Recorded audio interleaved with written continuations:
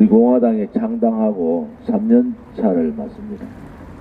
그동안 태극기 항쟁에서 5분이 길에서 돌아가시고 수십 명이 감옥 혹은 형사처벌을 받았고 수백 명이 다쳤습니다.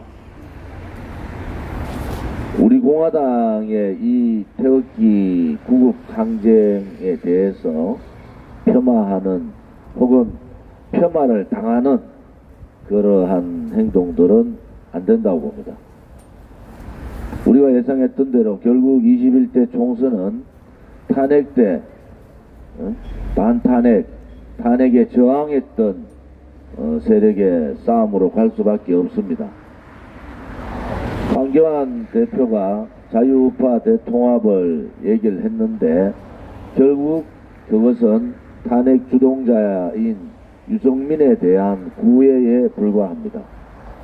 그들이 지금까지 반문연대 혹은 또 다른 연대의 이름으로 여러가지 행태를 했지만은 황교안 대표가 얘기했는 자유우파 통합 또한 그거의 아류에 불과하다, 이렇게 말씀드릴 수가 있습니다. 자유우파 통합의 핵심은 박근혜 대통령의 생각입니다. 지금 이 전국을 이렇게 만들어버린 탄핵파들, 또 나라가 체제가 무너지고 역사가 뒤집히는 이 3년 가까운 세월에 과연 그들이 무엇을 했는가, 스스로의 반성부터 필요하다고 봅니다. 지금 우리가 필요한 것은 바로 사람부터 교체하는 겁니다. 임명진 비대위, 홍준표 대표, 그 다음에 김병준 비대위, 황교안 체제까지 자유한국당, 제1야당이라는 자유한국당이 인적 쇄신을 했습니까? 변화를 했습니까? 혁신을 했습니까? 개혁을 했습니까? 국민의 뜻에 하나도 부응하지 못한 자유한국당이 자유우파 대통합의 중심이 된다고 착각하는 모양인데 그것은 아주 잘못된 생각입니다. 지금 대한민국은 체제 싸움과 역사 싸움이 동시에 일어나고 있다. 그 체제 싸움과 역사 싸움의 이 중심은 뭐가 있습니까? 바로 탄핵입니다. 박근혜 대통령에 대한 탄핵에 대한 이 진실 규명과 무엇이 정의인가, 이것을 확실히 밝히지 않고는 보수 대통합의 의미가 없는 겁니다. 그냥 몇 사람이 모여가지고 또다시 지금까지의 보수 정당의 모습으로 선거가 가까워졌으니까 우리가 선거에 이겨야 되지 않느냐라는 그러한 말로 국민을 다시 속이는 것은 있을 수 없는 일이다. 선거에 이기는 것이 아니라 국민을 대통합해야 되는 것이고 그 국민 대통합 아래에서 체제 싸움에서 이겨야 됩니다. 지금 어설픈 통합을 통해서 나라를 이 지경으로 만든 배신자 역적들을 앞세워서 통합의 명분으로 다음 총선을 치르겠다 하면은 총선은 100점100패입니다.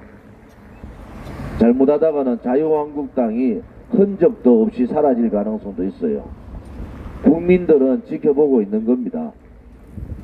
우파 국민들의 70~80%가 탄핵이 잘못됐다고 얘기하는데 자유우파 통합을 얘기하는 황교안 씨 입에서 탄핵은 묻고 가자고 얘기를 하면은 그것이 국민들을 설득할 수가 있다고 봅니까? 아무리 자유한국당이 내부의 분열, 또 국민들의 혁신에 대한 무감각으로 어려움에 처해 있다 하더라도 함부로 국민들을 속이면 안 됩니다. 선거가 한 5개월 남아 있습니다만은 가장 중요한 것은 국민들을 어떻게 감동시키고 국민들이 어떻게 이 좌파 독재 정권하고 맞서서 싸울 거냐, 이것이 중요한 겁니다.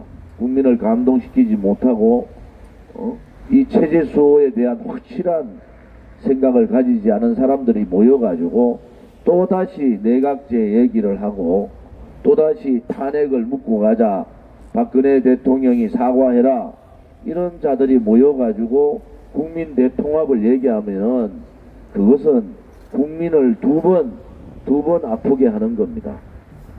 우리 공화당은 다시 말씀드리지만은 이삭 죽기 정치 안 합니다.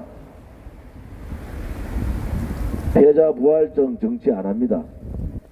우리는 30, 50대를 중심으로 젊은 사람 인적 쇄신을 통해서 새로운 우파 정당의 모습을 당당하게 보여주겠습니다.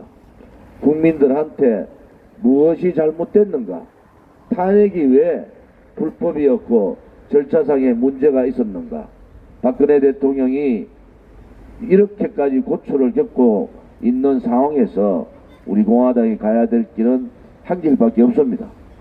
그 길은 바로 이 문재인 좌파 독재 정권 촛불 쿠데타 세력하고 싸우는 겁니다. 거기에서 해답이 있습니다. 그렇지 않고 어정쩡하게 보수 언론뿐만 아니라 좌파 언론들이 우리 공화당을 매도하고 엄해하고 있는데 우리 공화당을 여러분들이 아직 잘 모르시는 것 같아요. 다시 한 번 더 말씀드리지만은 이 태극기 투쟁 과정에서 다섯 분이 돌아가셨어요. 20여여 명이 감옥 가고 형사처벌 받았습니다. 200명이 부상을 당했어요.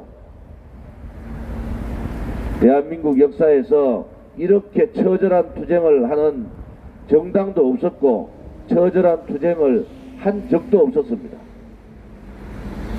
우리 공화당답게 하겠습니다. 앞으로도 철저한 인적 쇄신을 통해서 자유한국당이나 다른 보수를 자처하는 정당이 하지 못하는 모습을 우리 공화당은 당당하게 보여야 합니다. 또 하나 11일 월요일 날 2017년 3월 10일 희생되신 5분의 희생되신 분들에 대한 진상규명 및 보상에 관한 특별 법안을 행정안전위원회에 올립니다. 이 특별 법안을 통해서 우리가 투쟁했던 이러한 투쟁의 결과가 반드시 있으리라고 믿습니다. 지금 현재 여러분들이 보시면은 태블릿 PC 특검 법안이 올라가 있습니다. 또 사전선거 금지와 관련된 선거법 개정안이 올라가 있습니다. 세 번째로 우리 공화당이 2017년 3월 10일 희생되신 희생자들에 대한 진상규명 및 보상에 관한 특별 법안을 올립니다. 이 세 가지 법안의 의미를 다시 한 번 더 되새겨야 됩니다. 우리 공화당은 철저하게 진실투쟁, 정의투쟁을 해야 됩니다. 국가가 아무리 표가 중하고 의석이 중요해도 진실과 정의가 없는 나라는 미래가 없는 겁니다. 그 진실과 정의가 뭡니까? 바로 잘못된 탄핵을 바로잡는 겁니다.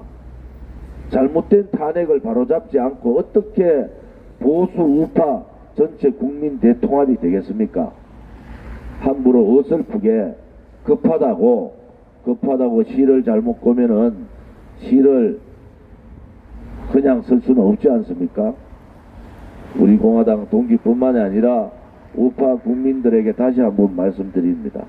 결국 21대 총선은 탄핵파 대 탄핵에 저항했던 세력과의 싸움입니다.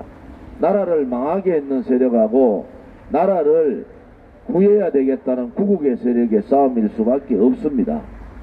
그것이 좌파든 보수를 자처하든 진실을 묻고 정의를 묻어버리고 거짓과 불의에 같이 가겠다는 것은 우리 공화당과 싸울 수밖에 없는 그러한 상대다, 이렇게 봅니다.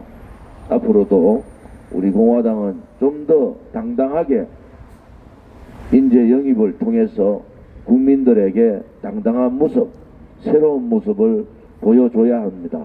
그것이 우리 공화당이 해야 될 일이고 그것이 박근혜 대통령의 뜻이기도 합니다.